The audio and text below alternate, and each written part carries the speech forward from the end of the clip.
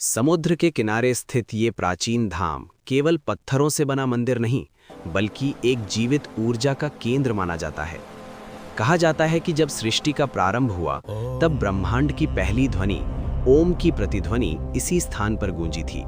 उस दिव्य स्पंदन से एक अदृश्य ज्योति प्रकट हुई, जो धीरे धीरे शिवलिंग के रूप में स्थिर हो गई।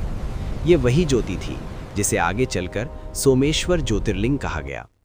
मान्यता है कि इस ज्योतिर्लिंग में समय को रोकने की शक्ति है। यहाँ अतीत, वर्तमान और भविष्य एक ही बिंदु में समाहित हो जाते हैं।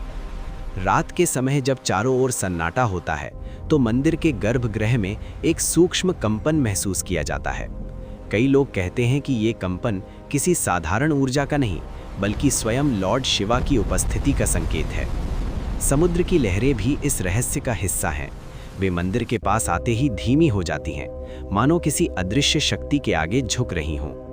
कहा जाता है कि सोमनाथ टेम्पल के ठीक सामने समुद्र के पार कोई भूमि नहीं है, सिर्फ अनंत जल ही जल है। इसे अग्नि रेखा कहा जाता है, जो इस बात का प्रतीक है कि ये ज्योतिर्लिंग सृष्टि के केंद्र में स्थित है, जहां से ऊर्जा चारों दिशाओं में प्रवाहित होती है। मंदिर ने समय समय पर अनेक परिवर्तन देखे, तूफान, आक्रमण और पुनर्निर्माण, लेकिन हर बार ये पहले से अधिक शक्तिशाली होकर खड़ा हुआ, मानो इसकी नींव पत्थरों में नहीं, बल्कि किसी दिव्य संकल्प में हो।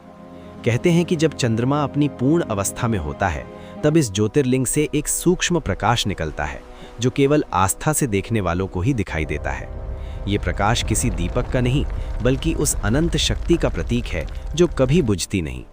ये कथा किसी व्यक्ति की नहीं, बल्कि उस दिव्य स्थान की है जहां हर कण में शिव की उपस्थिति महसूस होती है, जहां मंदिर स्वयं बोलता नहीं, लेकिन उसकी ऊर्जा हर आने वाले को एक अनकहा रहस्य सुना देती है।